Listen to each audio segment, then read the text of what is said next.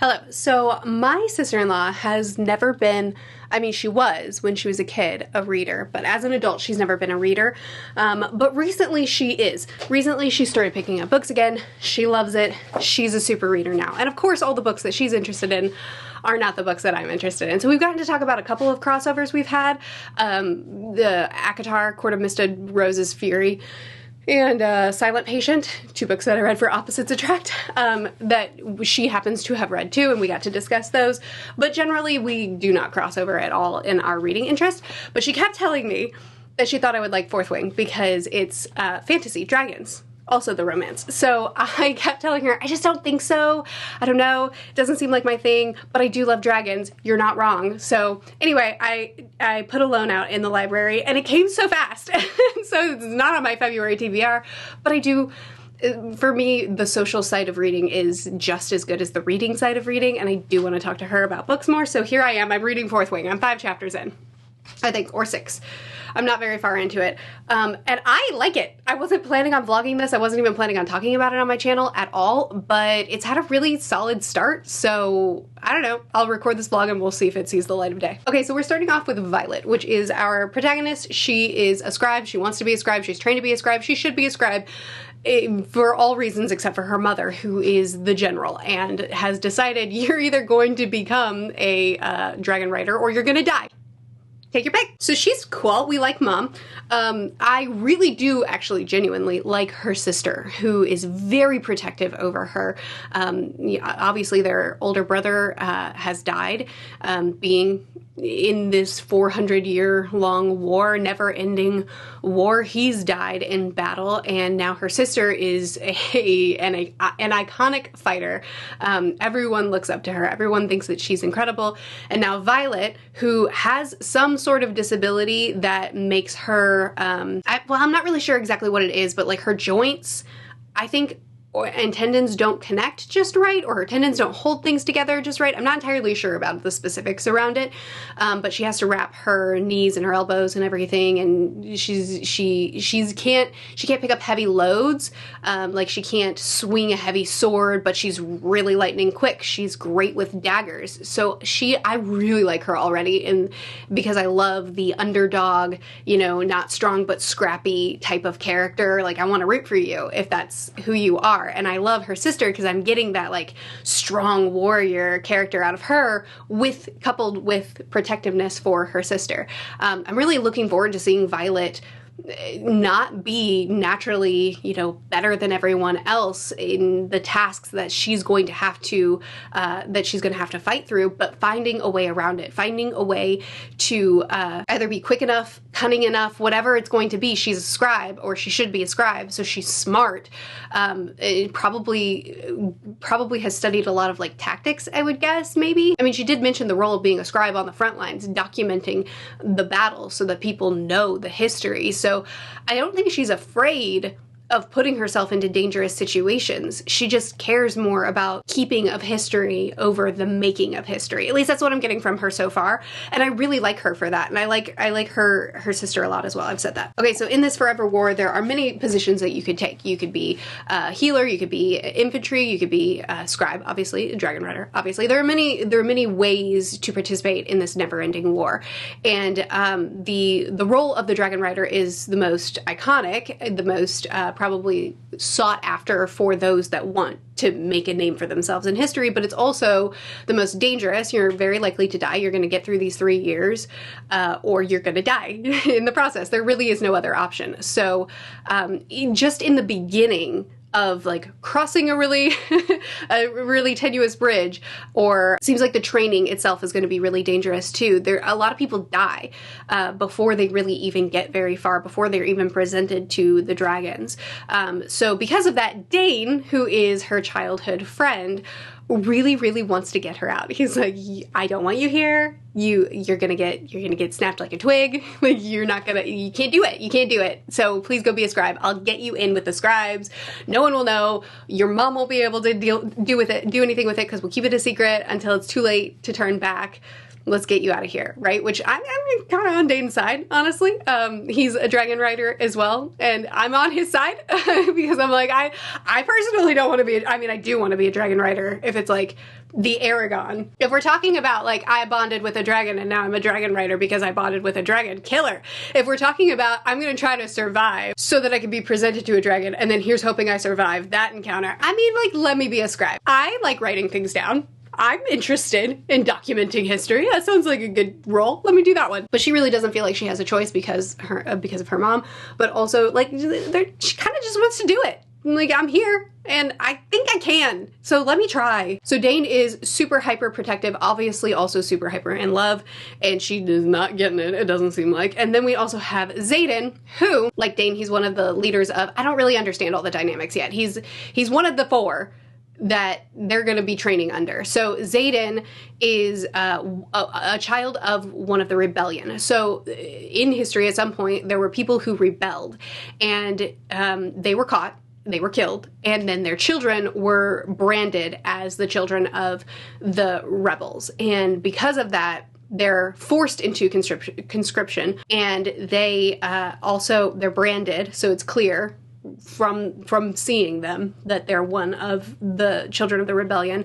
They can't gather in groups larger than 3, I guess because, you know, they have a bone to pick because their families were killed and they were branded and forced into the military. And that seems kind of reasonable that they might have some hurt feelings.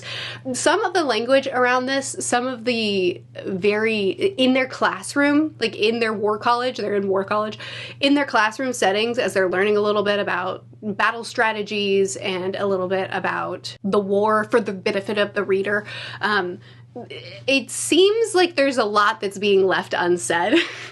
There's a lot that's not being told. And granted, these are kids, so I mean, they haven't officially joined anything yet. They're going through the training to see if they'll survive. So maybe that's a part of it. But also, there are some things that I'm just like, I don't know. Were the rebels right? Like, is that where we're going? Were the rebels right? And actually, Mom, who already is not much of a gem, Mom is the baddie? Is that the conclusion we're going to come to? I'm starting to wonder if the rebels were fighting to get out of this never-ending war because it's actually the powers that be that are keeping us in this war for no good reason, or at least for a reason that isn't benefiting the people. Also, if you are a dragon rider, you do get a special ability. Like, there's basic magic you can do, like locking and unlocking a door with just like a twist of your hand, but there's also higher magic. There's like I don't remember what it was called. It's like a signet ability that you have. So Dain is able to read the recent memories of anyone if he touches their temple. I'm curious about this because Dain did say, if I touch your temple, I can read your memories. But he said that as, like, in the same scene where he was asking her, are you okay? Is anyone hurting you? And she's like, I'm good. I'm totally chill. Nobody's being mean to me. And he doesn't believe her. So then he cups her cheek and, like, strokes her cheekbone, which feels a little bit too tender for a childhood friend. He is clearly in love with her, but she was cool with it. And it felt a little bit much. And so I'm wondering if maybe he's a liar. And not vindictively, but I wonder if he's lying to her and he can, just by touching her face, he can read her recent memories, and he was trying to make sure that people aren't messing with her. I don't know. We'll see.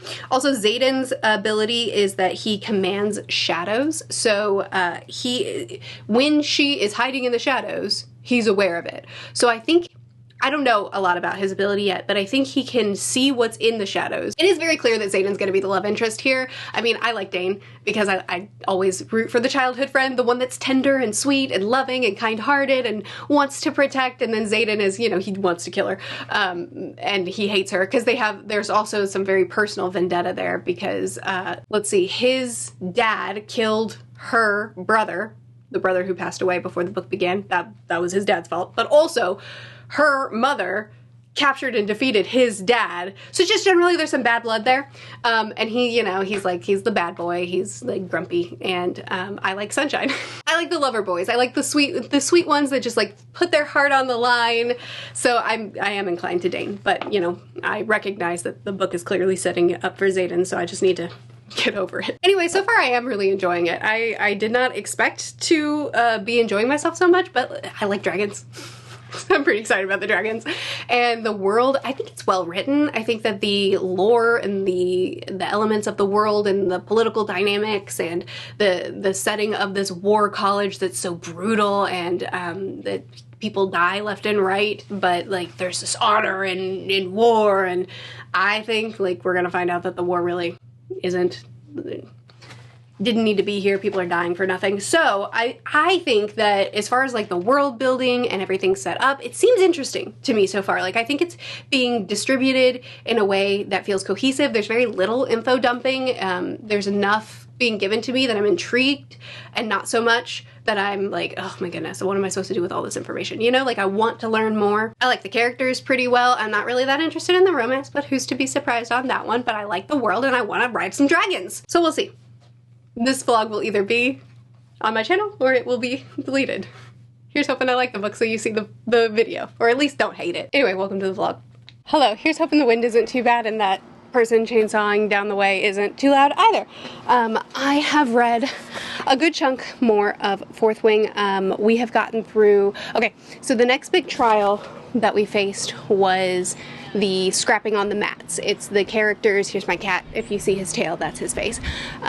We see the different people having to fight hand-to-hand combat, and of course our protagonist, this is a particular difficulty for her, so smartly she uses her intelligence to think around the situation and to find a way to have a leverage, which I think, a point of leverage, which I think is perfectly fair. Like, if Jack can snap someone's neck on the mat because he felt like it, and the only consequence is someone going, Jack, shouldn't do that. And he's like, their neck was weak, and then we move on. Like, if that's the kind of environment that we're in, if people are dying left and right in this way, then I say some low-level poisoning, let it be. So that's what she does, you know. Sometimes an opponent gets a little bit dizzy in the mat, sometimes they feel a little ill, but each opponent is not quite feeling right when they come and face off against her, which gives her the advantage, and she's able to one-up them. Now, in a war of aerial fighting, I don't see how this would actually be usable.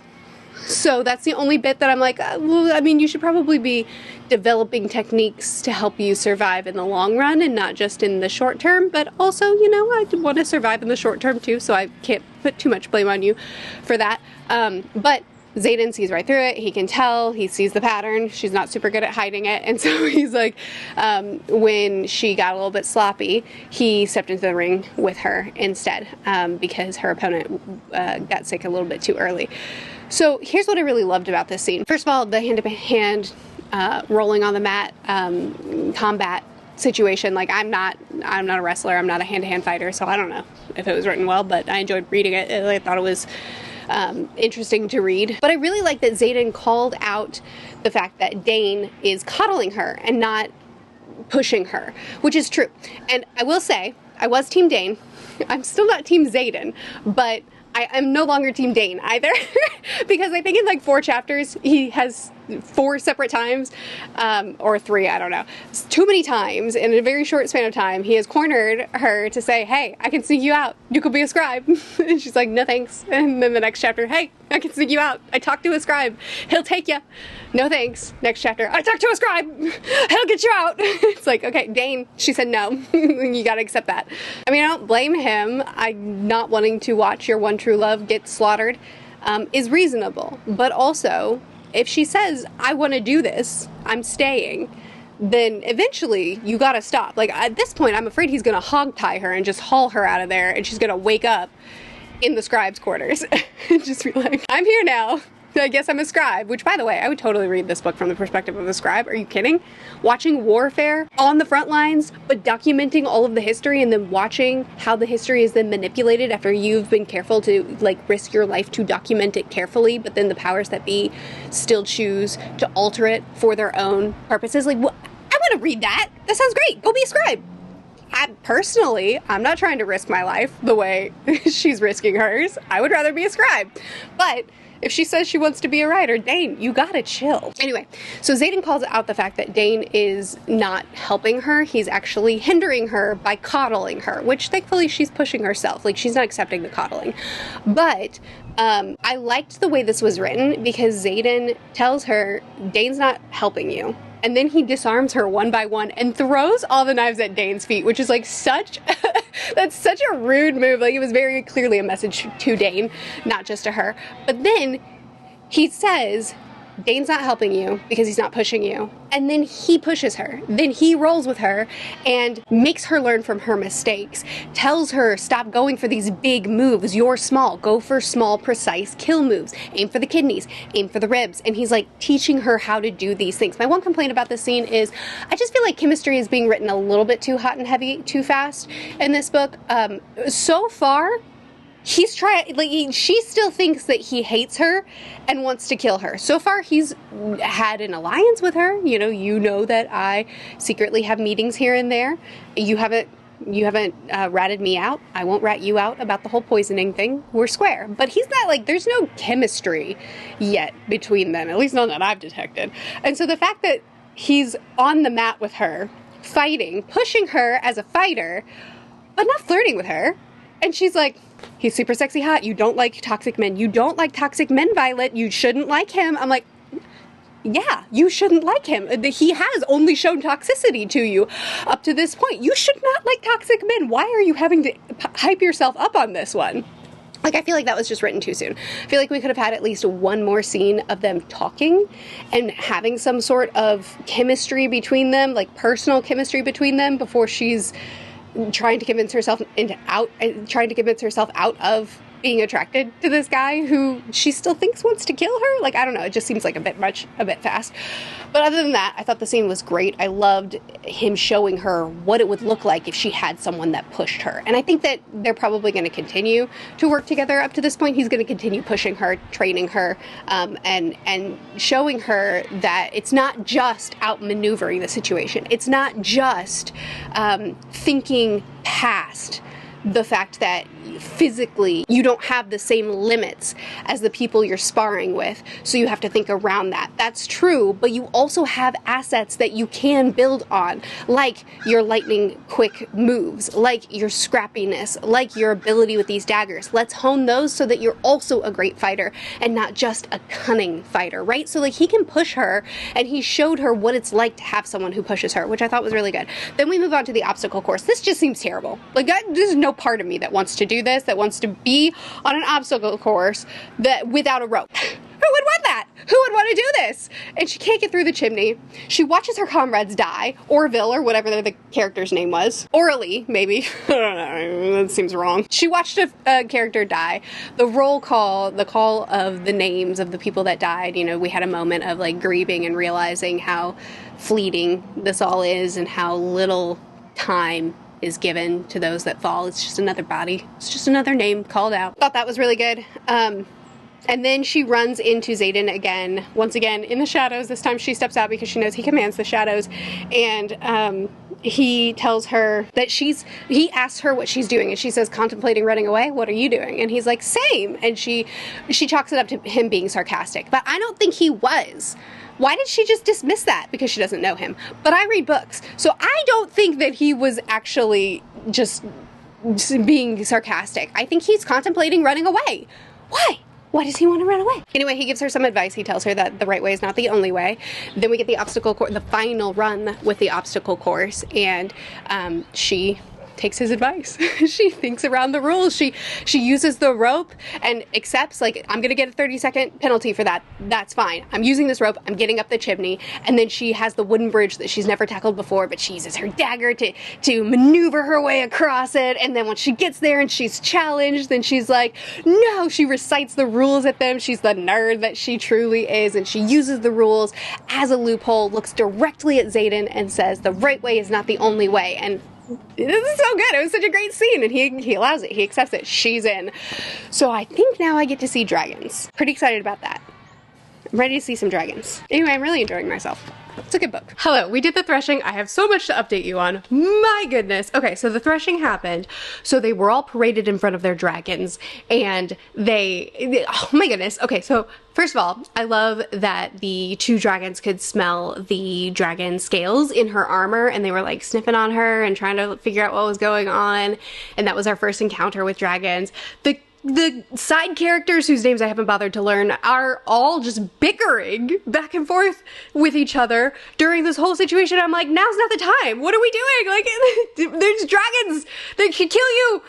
Stop quibbling. And then you've got Jack, who I know sucks. I mean, we're supposed to believe he sucks. He's the worst. But oh my goodness, you're in the middle of the threshing or whatever this thing is called. I'm starting to question my memory on that. But you're in the middle of this dragon parade, you being paraded in front of the dragons. They're going to choose one of you, and you want to go take a side quest to kill one of them? To kill one of the runts? Really, Jack? That's how you think your time is best spent? You don't think any of the dragons are gonna be like, hey, we don't like that you killed one of us. Like, you're stupid? Anyway, thankfully, Violet popped in and was defending little baby dragon. I have not learned their names yet. I'll get on that next time I check in with you. But she steps in, she steps between them, she's like throwing her knives, injuring Jack. Jack's a wuss and he runs the moment he gets injured. She's injured too, and they're calling her out, and she's like, I'm used to functioning through pain. Are you? Which I love.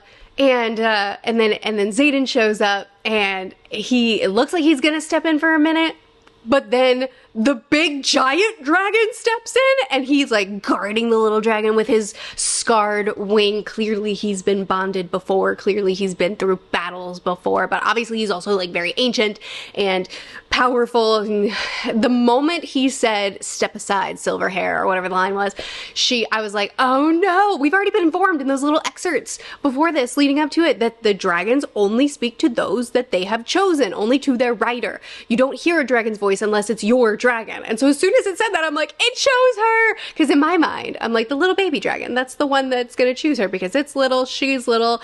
I bet it's great with aerial maneuvers, being really quick and stealthy and cunning and finding ways around, you know, just brute force, and they're gonna be a perfect pair. And then it's just the huge one. It's just gonna be the biggest one of them all. That's gonna be the one that picks her. Of course it would. I loved her first fight. I loved the way it was written, with her feeling so sick to her stomach and overwhelmed, and he was able to magically keep her seated. But first she fell and he caught her in his claw. And then, like, I love how grumpy he is. He's just like, you are embarrassing me. Could you get it together? Like, they're gonna wonder why I chose you. And she's like, I wonder why you chose me. Why did you? This doesn't make sense to me either. But he's like, he's so irritated with her. He's so grumpy, but he also is just like, kid, come on. But he's like taking care of her too, and it's really sweet. And then both of the dragons bonded her somehow. I really do love that up to this point there's been enough order among the humans that I believe that they're in charge, but it's made very clear very quickly, no, the humans just like to posture themselves to be in charge. The dragons are in charge. The humans don't make a single rule, and if you don't like a decision that a dragon has made, okay, you'll be singed. Like, it's just like they make the rules. We obey. So I love that dynamic. So no one's happy about this except for her, except for Violet. She's pretty okay with it because she loves them both. But anyway, I loved the conversation between Xaden and Dain when the dragons are all conversing and deciding if it's going to be allowed that she's been bonded to two dragons. And Dain accuses Xaden, hey, you broke the rules. You're not supposed to step in. And Xaden's like, no, I didn't though. Like, it was my dragon that called her mate, which of course their dragons would be mated, would be soulmates. Long bond, can't be apart from each other, of course. Anyway, he's like, no, my dragon called her mate to protect this dragon that she cares about. But he also took a step, you know, like he was gonna break the rules, so he was gonna step in. And Dain even asked that question. And Xaden really hyped her too. He was like, what? Did I see her throwing knives, taking on three men on her own and doing it well? Did I see her stand up and defend a dragon? Did I see her incredible bravery? Yeah, I did see those things. And would I have stepped in to protect her after all of that? Yeah, I would have. Like, it was really good. And then he turns it on Dain. Would you have, rule follower? And Dain's like, I would have been super sad to watch you die. Done. I was already past you. I was already over it because of how controlling you've tried to be up to this point. But I would have been super sad to watch you die, but I'm a rule follower till the end. Go away. Like, find someone else to talk to. We're not best friends anymore. I know you've said it 20,000 times, but I'm done saying it. Bye. And then the lad had the audacity to try to continue to tell her what to do. To tell her, you have to pick one dragon over the other, and you have to pick the tiny one, because that'll mean that you can't fly, and that'll mean that you'll be stuck behind a desk, and that'll mean that you're safe, because you're weak, because I don't have any faith in you. And I'm just like, shut up, Dane. At this point, you don't get a say. Violet has made herself abundantly clear that she doesn't want you to control what decisions she makes, that she has decided what she wants to do, and she gets to choose what dragon she's gonna choose, and she doesn't want to choose one. They chose her. It's over. He's still trying to control her. He's still trying to tell her what to do. What right do you have at this point? You literally just said I would watch you die, and I'd be sad about it. You have lost that right, sir. You're done. I'm done with you. And two, also, and I admittedly am probably too invested in this, because I have despised in my life the feeling of being looked down on for a disability, like being viewed from the lens of what you can't do, what you shouldn't do, what will potentially hurt you. Like, admittedly, I am probably overly sensitive about it, but my whole childhood I felt like I was broken, and if I thought that someone was looking at me as if I was broken, if I felt like someone was looking at me through the lens of, I have to protect you, I have to coddle you, you know, because like you can't, you've got your limitations, and I just don't think you can do that much. Like, watch me hurt myself trying to prove to you that I can do more than I actually really can do. But you made me mad, so it's on you when I just am in bad shape. That's a personal problem, that's on me. But I also feel like I get her, and I also like hit him. Anyway, the audacity of this kid to tell her, to admit that he would not have stepped in and helped her in that moment because he cares about the rules more than he cares about anything else, little nerd. And then to say, pick the little one, because I don't think you can handle the big one. Pick the little one because I don't think you should be in the sky. Like, go away, Dane! Anyway, he kissed her. And I have some feelings about this. One, I'm nervous because she didn't feel nothing. Actually, you know what? That line was weird. When he kissed her and she said, finally, I have everything I've ever wanted, but suddenly I don't want it. I just want Xaden. Okay. In my last vlog, someone commented that he was getting in this area and he wanted my attention and I ignored him. You don't understand.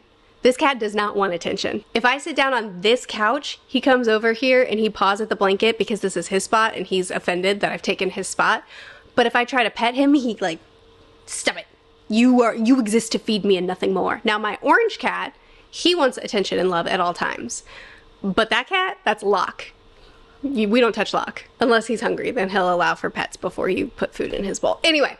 What was I saying? I can't remember. Right, so I'm nervous about this because I believe it was the very first Dragon Rider book ever written. Dragon Riders of Pern, Dragonflight was the first book. And there's this trope in the book, dragon sex makes me horny. And it was written in a way that was very rapey. I'll put it on the screen, you can choose not to read it if you don't want to, but it was written in a way that was very rapey, and then it turned into a romance. This book, Fourth Wing, is utilizing a lot of classic Dragon Rider tropes. And I'm nervous. First of all, I don't think that this book has earned the declaration that this kiss is everything she's ever wanted. I don't think that she has displayed that. I don't think that she's displayed, I mean, she's shown that she's interested in Dane, that she's attracted to him. He's shown that he's attracted to her, but she also is so thirsty after Xaden that I just don't really believe that this kiss is everything she's ever wanted, but I digress.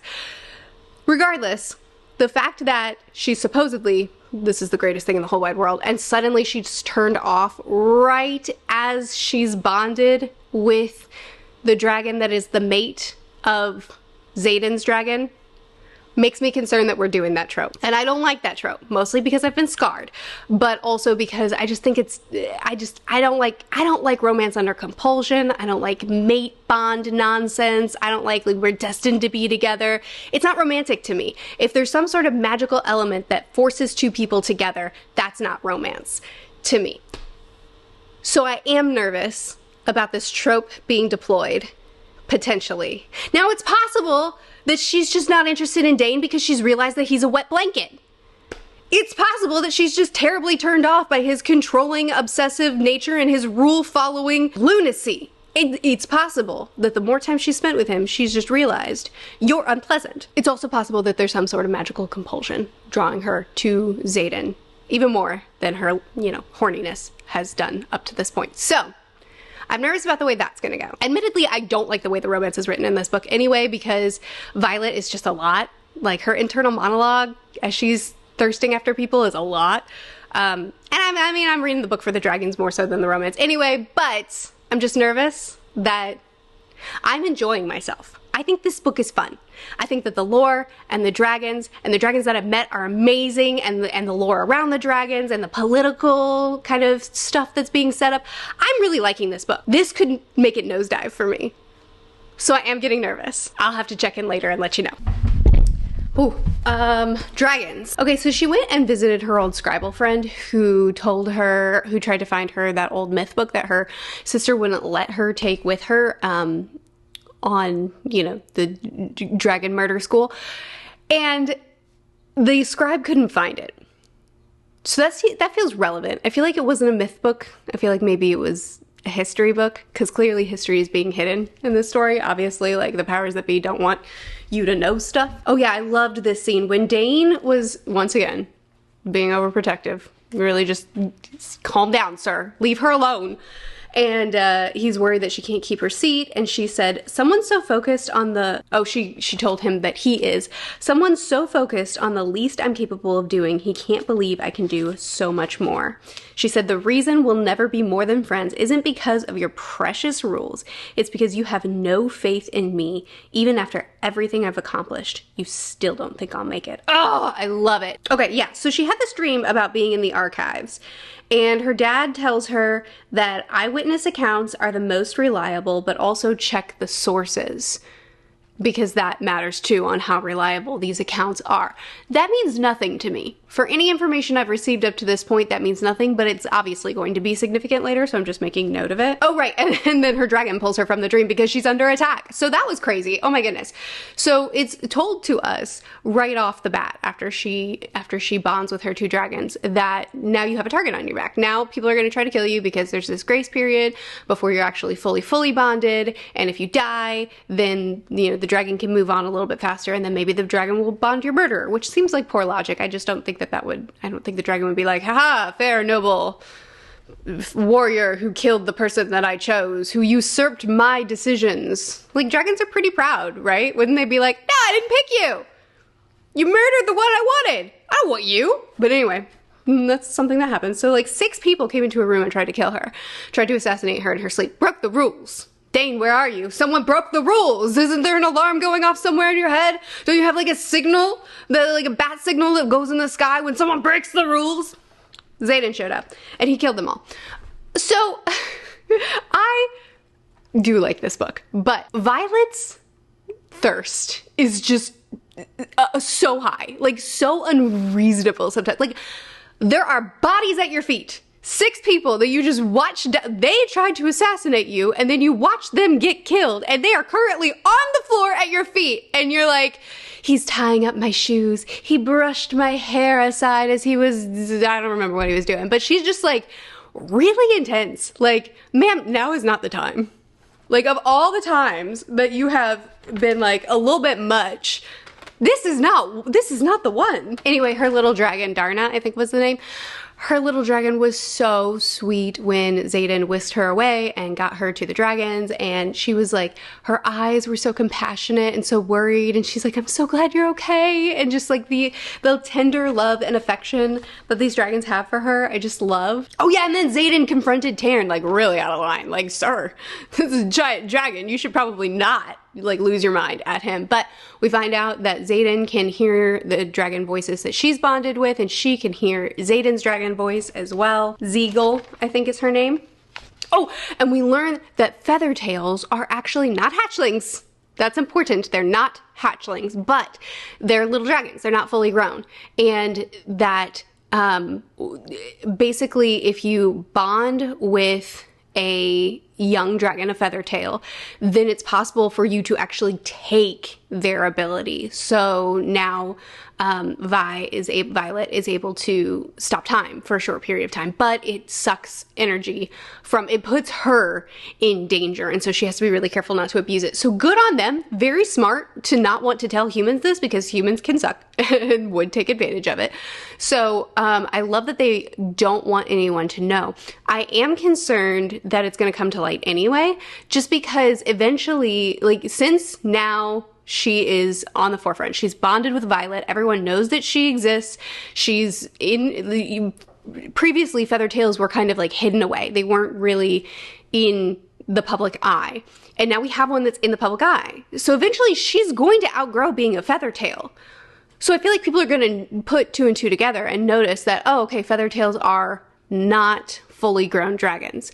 Now, they don't know that as long as Violet can keep the secret, then they don't know why they shouldn't know this.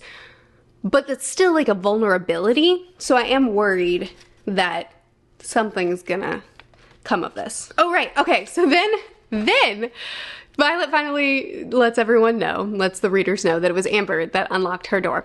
So Amber just gets executed. It was a very dramatic scene. It was just like, okay, she did it, great, let's kill her. And Violet's like, what? Hold on. And Dane especially is very upset. Now my first reaction to this is, Dane, stop, which is my first reaction to everything he does. But I'm just like, chill, bro. Like, why are you, because his response was, she wouldn't break the rules, she loves the rules like me. And I'm like,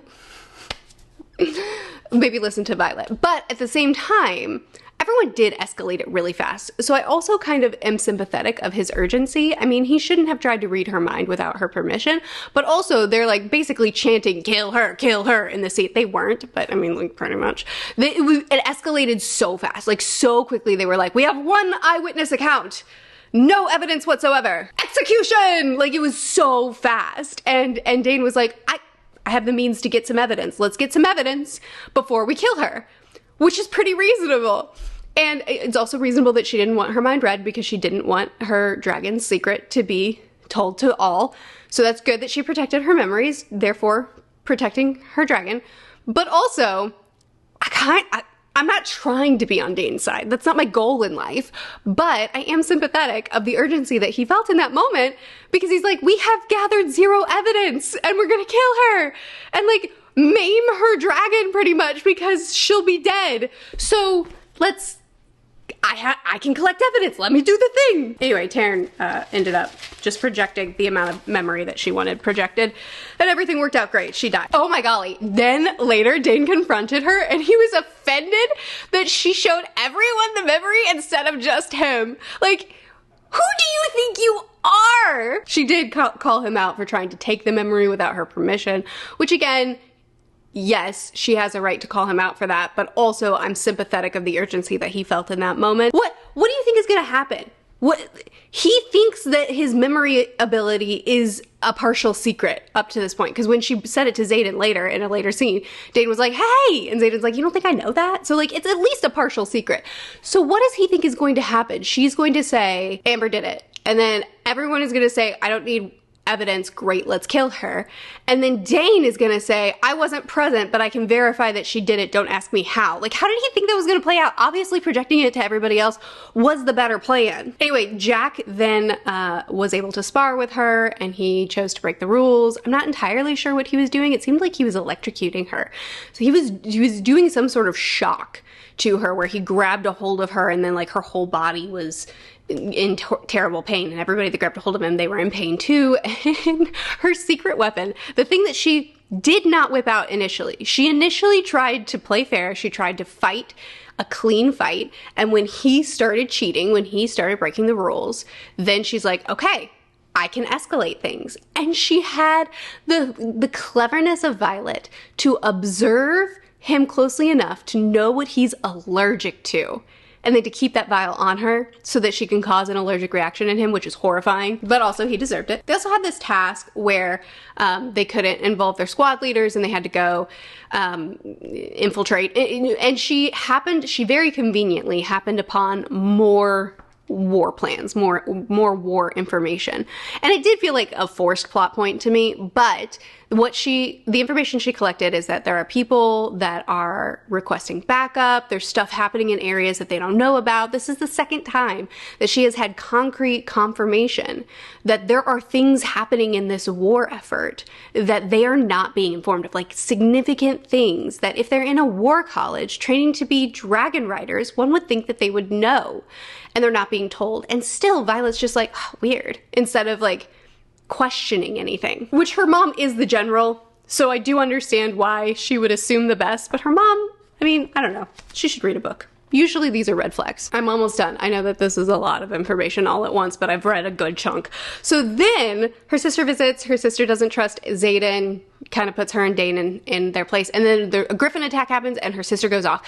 And she wants to go too, but she can't keep her seat. Her sister's very upset about that. And she stays behind, and is forced to stay behind. And she's just distraught over it. And it's not until she gets the notice that her sister is still alive, that no dragon riders fell in that battle, that she finally relaxes. And then right after that, shortly thereafter, she is in this battle, this aerial battle, and Jack is attacking people. Liam's gonna die. It was really well written. The aerial fighting was so great, and the dragons, how proud of her they were. Like, it was just, I loved it so much. This is when she protected Liam, attacked Zach, his name is Jack, attacked Jack, and realized that she was a lightning wielder. The line of dialogue was cheesy though. I am the sky and the power of every storm that has ever been. I am infinite. I'm like, okay, chill. Anyway, it was a great scene. I loved that scene. I'm talking about these things really closely together because I want to emphasize something that I think this book is doing really well. I've brought it up before. I've brought it up a couple of times before. But her sister did the same thing when she realized that Violet couldn't keep her seat, and she was really upset. And Violet's like, I'm not all better. Like, my disability didn't just go away, but I'm going to keep fighting. I'm going to figure this out. I'm going to get there. And again, like, she has to continue to push people to essentially not view her as broken. And I like the way she continues to push back on the way that people are treating her, even people that love her very much, but push back on that kind of mentality. And also that Xaden brought her that, harness, saddle, that's what it's called, that saddle, and told her, you have been fighting, pushing yourself harder than anyone else has. We all see it. This is not a bad thing for you to use this. And I really like the way that it acknowledges the way people want to treat you, and the assistance isn't emphasizing some sort of weakness, but it's actually emphasizing the strength that she's put in to be able to keep her seat on the dragon, and then giving her an ability to do it. But then also the way that the scene was written when she was waiting for her sister after the battle and waiting to find out if she was okay. And I'm still suspect that she's not okay, that she did die in that battle. I don't know for sure. It just seems like a lot of war information is being withheld. So for them to say, oh yeah, no rider died, don't worry about it, but like they did, and they just don't expect it to come back around, I wouldn't put it past them. Anyway, her reaction when she found out that no riders fell in that battle, and she just like collapsed. Like, it was this whole body relief that made it so that she couldn't stand anymore, and she just started crying. I'm pretty sure if I'm remembering that scene right. It was just very emotional, that relief, that full body relief that she felt. Then when she took down Jack, that trauma that came with taking someone's life for the first time, which I knew this had to happen because she's avoided kill shots all this time. But then when she finally does do it, like, that's going to affect her really strongly, and it did. And she can acknowledge Jack was horrible.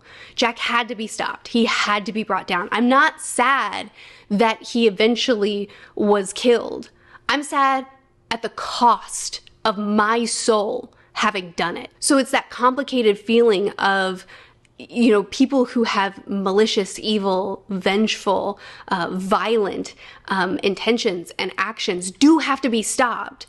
But this isn't a light or easy thing to be the one to stop them. So anyway, I say all this has been really long-winded, sorry. I say all this to say that I really think the book is taking these heavy subjects, like disability and the way people treat you in your disability, grief, the cost of life. It's taking all these things and treating them with the gravity that they deserve. There's cheesy lines, there's cheesy prose, and the romance still very cheesy. But then there's everything else. And I'm really enjoying everything else. Okay, next check-in will probably be the end of the book, I expect. So I'll see you soon.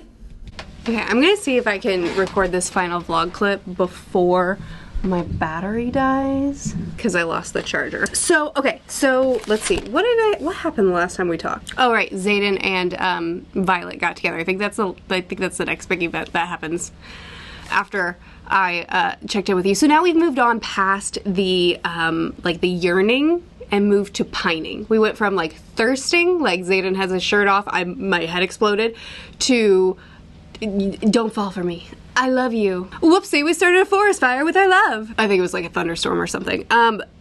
Honestly, I never thought I would say this, but bring back the thirst, because I feel like the plot paused as soon as they got together, and now it's just a lot of angst. It's just a lot of like, what is he thinking? How is he feeling?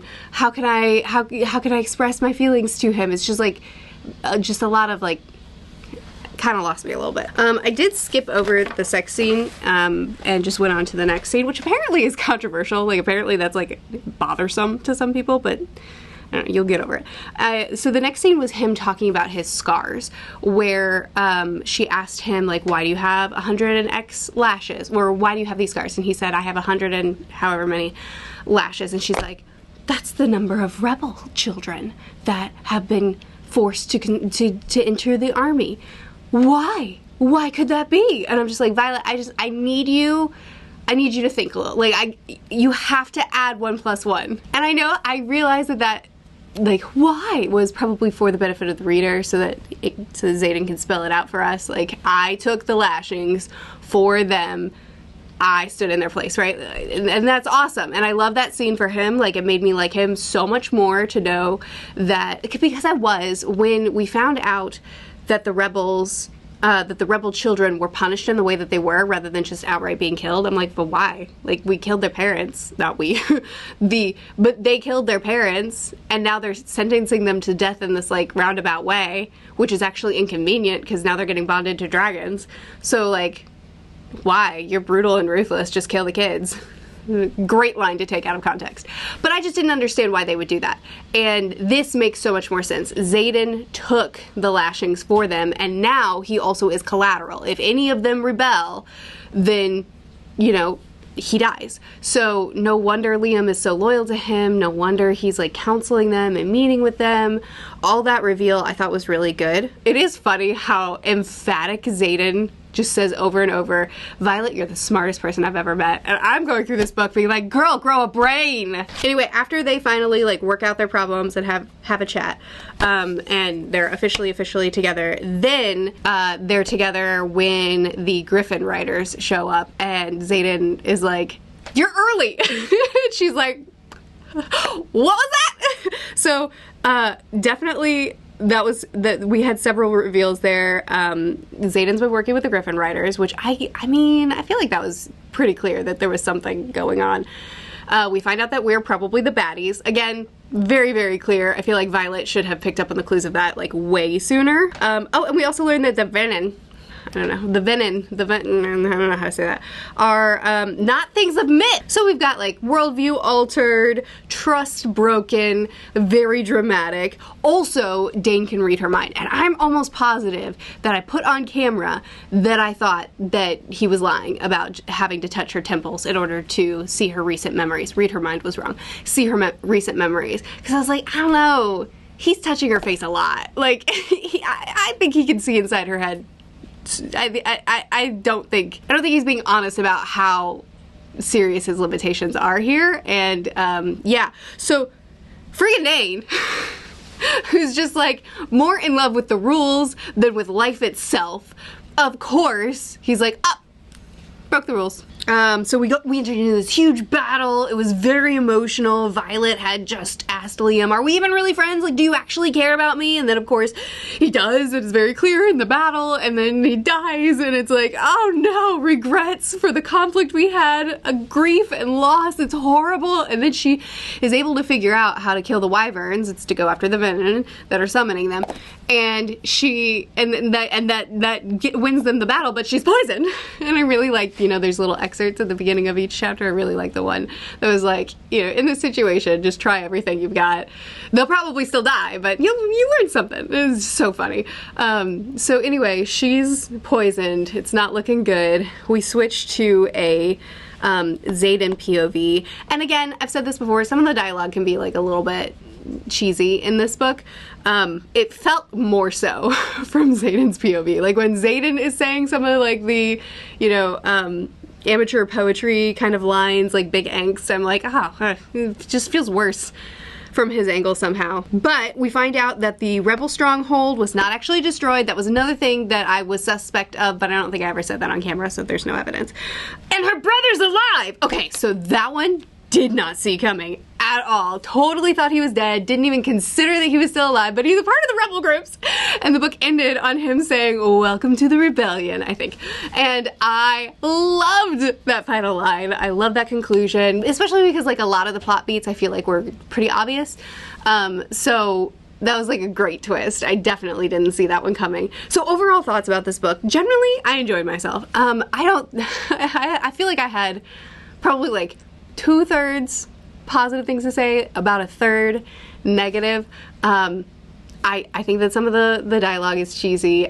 The romance in general felt very juvenile. It just felt young, you know, like they didn't feel like they were in their 20s. She's 20. I think he's a little bit like 20 something.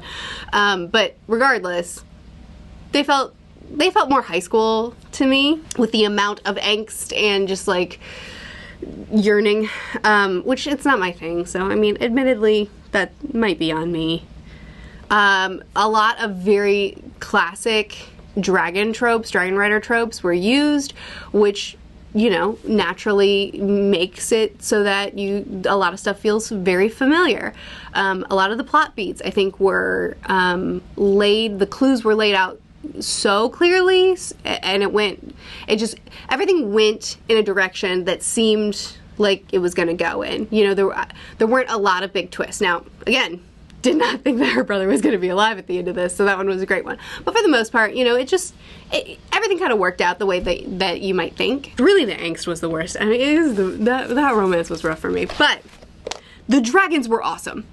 And the world building and the politics, I really enjoyed it. Even if a lot of the plot beats felt like familiar and like I've seen it done, I could see certain things coming, it was still fun. Like, it was still an enjoyable read. I had a good time, and I really think that the way that it explored disability, trauma, grief, a lot of very complicated emotions, the way it gave those emotions room to breathe and like didn't back down on those things, I thought it was handled really well, like really, really well. A lot of the side characters were really great. There are certain things where it's like, you know, there's just like a lot of death, and sometimes it feels like maybe you could have a little bit stricter rules. Not to sound like Dane, but you know, like maybe it's not okay to snap someone's neck while you're sparring one-on-one, or like if someone intentionally while sparring breaks the rules in the sense of like uses their powers on you, maybe there's higher consequences for it. Or I don't know, like there are certain things that I'm like, this War College feels a little bit too easygoing about sabotaging and death and poisoning and all the things, but also I feel like that's just kind of fantasy tropes a lot of times that just kind of happens. Overall, I enjoyed myself. I mean, it's like a 3.5, you know, it wasn't anything that like blew me out of the water, but it was fun. Like, I had a fun time reading this. The dragons were awesome. Maybe I'm just easily impressed by dragons. That might be it. But I enjoyed this way more than I thought I would. I thought that I was gonna hate this book. I expected to not release this vlog, expected to delete the footage, but I'm gonna post it because you know what? I like this book. Now, will I continue with the sequels? Probably. I probably will. Thanks for watching me ramble on for a really long time. There weren't enough dragons in the book. I really, really like the dragons. I just feel like they could have had more center stage. So, notes for book 2 that's already been written, but let's do some time travel, rewrite some scenes if we need to. More dragons. The dragons that are present are fantastic. I would just like them to have more page time. Good talk.